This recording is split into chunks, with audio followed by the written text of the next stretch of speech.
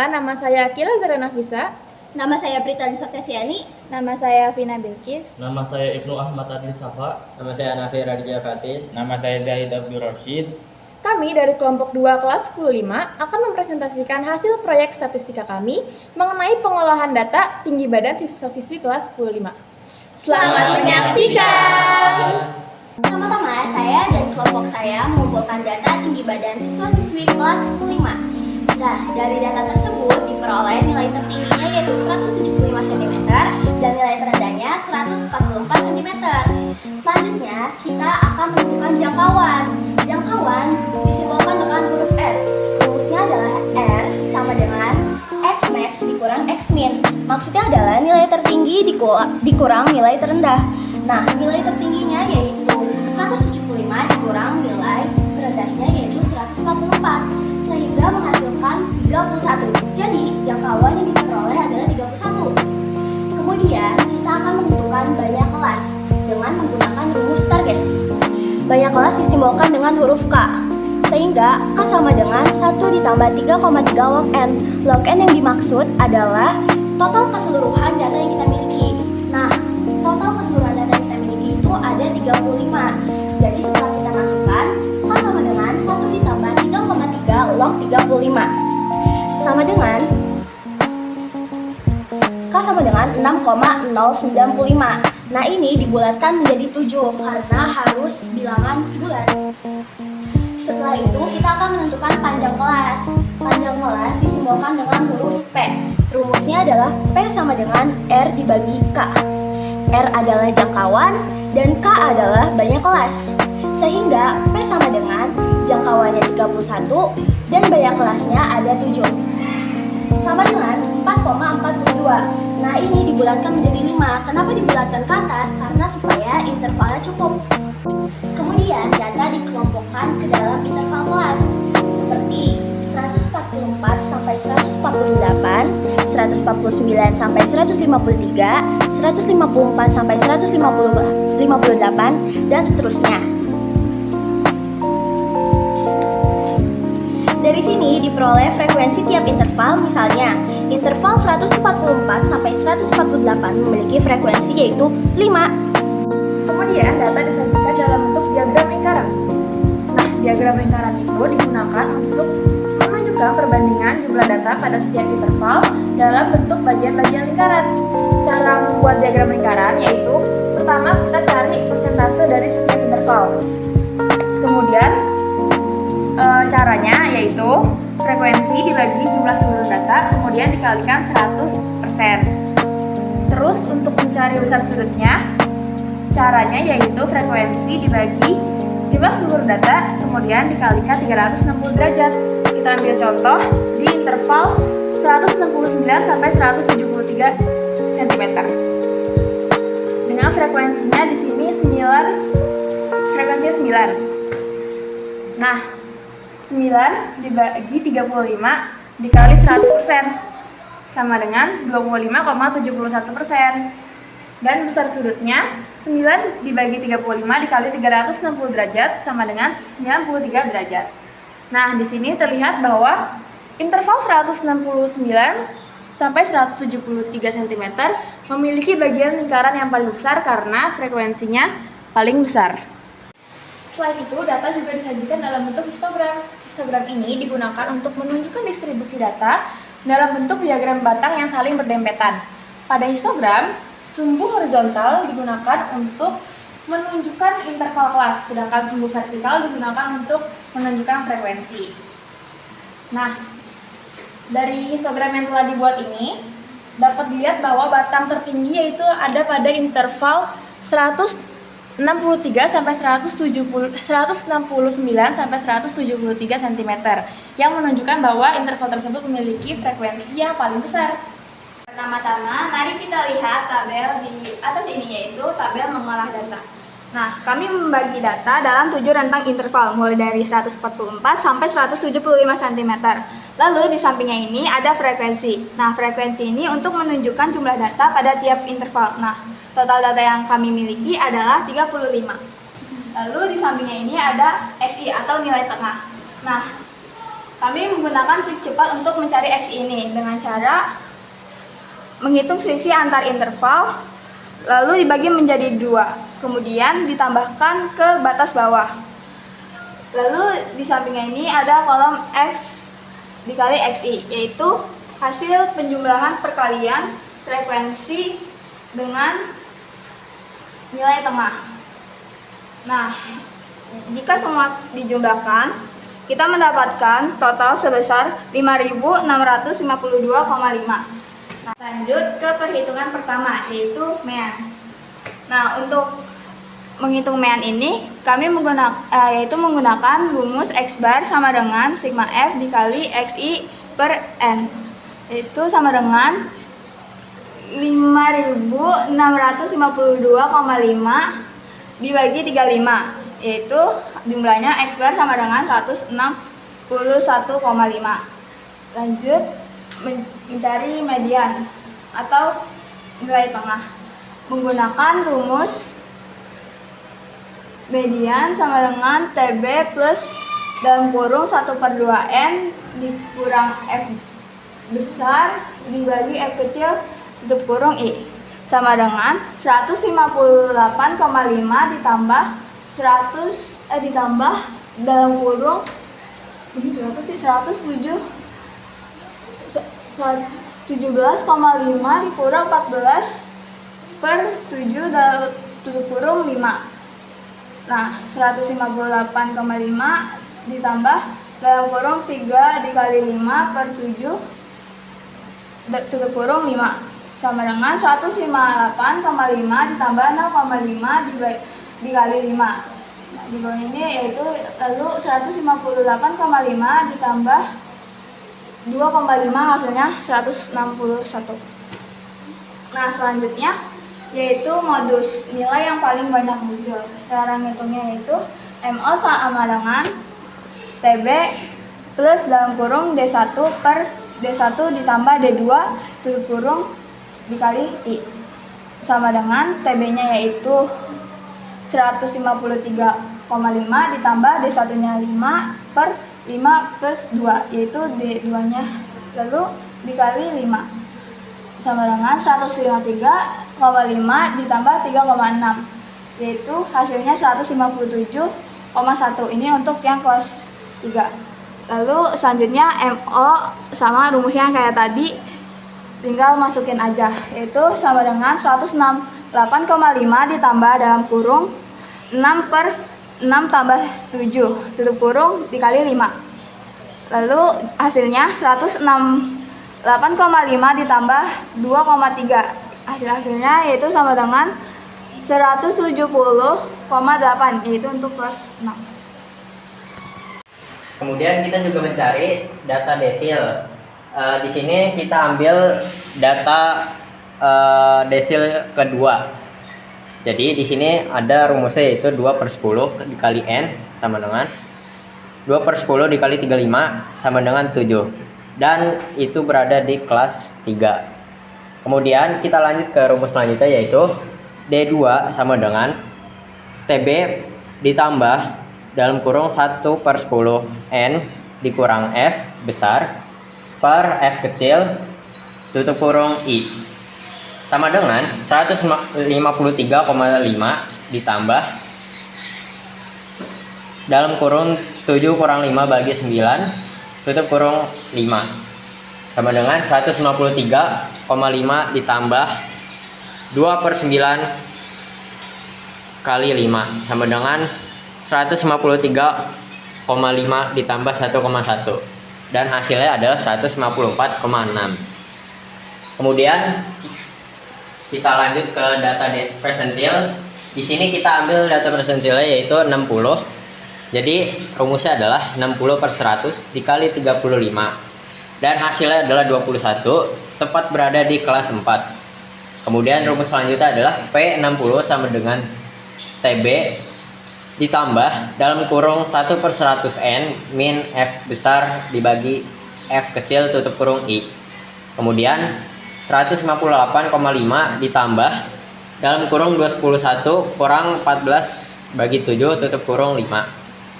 Dan sama dengan 158,5 ditambah 7 per 2 dikali 5 sama dengan 158,5 tambah 5.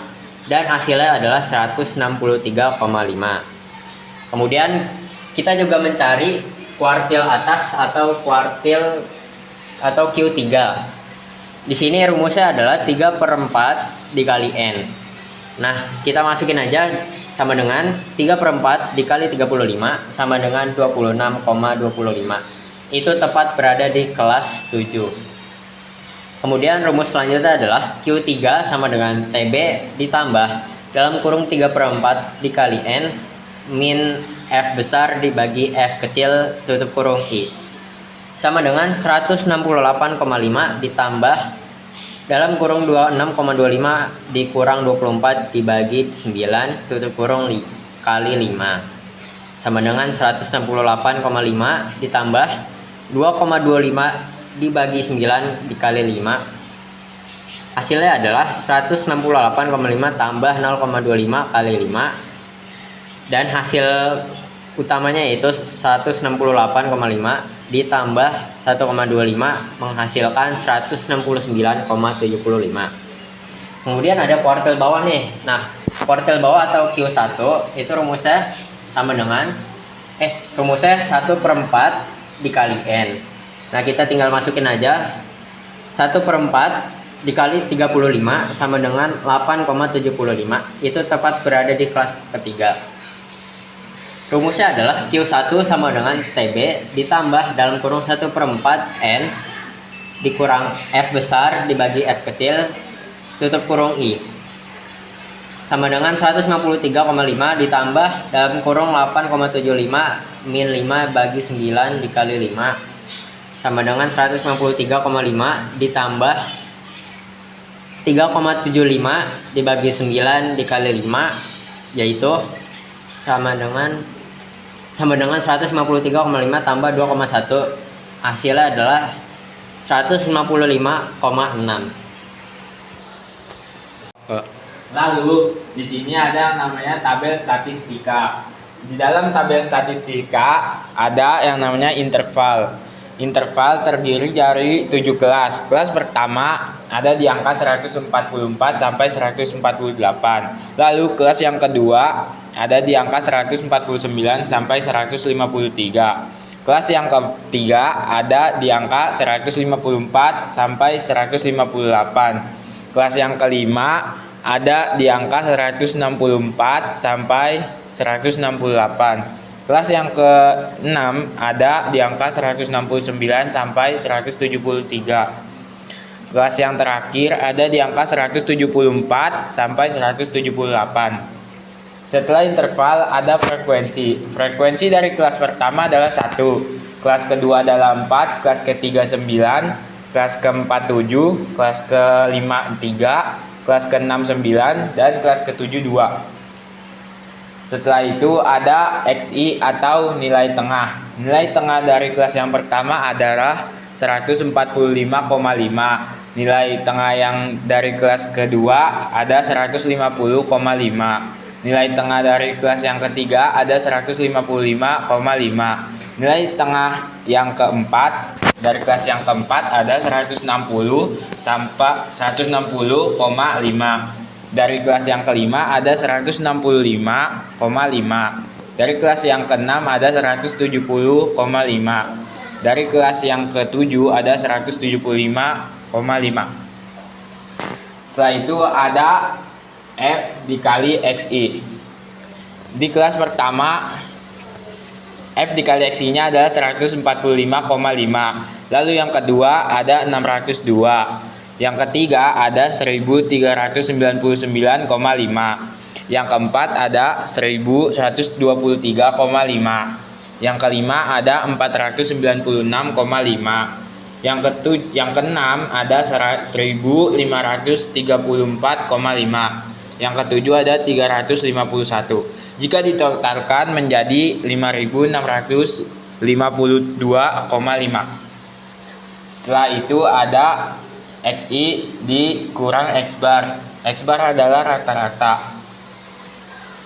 Yang pertama, di kelas yang pertama XI-nya adalah 145,5 dikurang X bar yaitu 161,5 sama dengan min 16.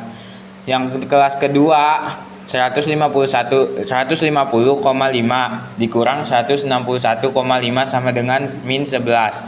Yang kelas ketiga 155,5 dikurang 161,5 sama dengan min 6. Kelas yang keempat ada 160,5 dikurang 161,5 sama dengan min 1. Di kelas yang kelima ada 165,5 dikurang 161,5 sama dengan 4. Di kelas yang keenam ada 170,5 dikurang 161,5 sama dengan 9. Yang terakhir 175,5 dikurang 161,5 sama dengan 14. Setelah itu di sini ada F dikali XI dikurang X bar. F di sini adalah 1 dikali min 16 sama dengan min 16. Yang kedua ada 4 dikali min 11 sama dengan min 44. Yang ketiga 9 dikali min 6 sama dengan min 34. Yang keempat ada 7 dikali min 1 sama dengan min 7.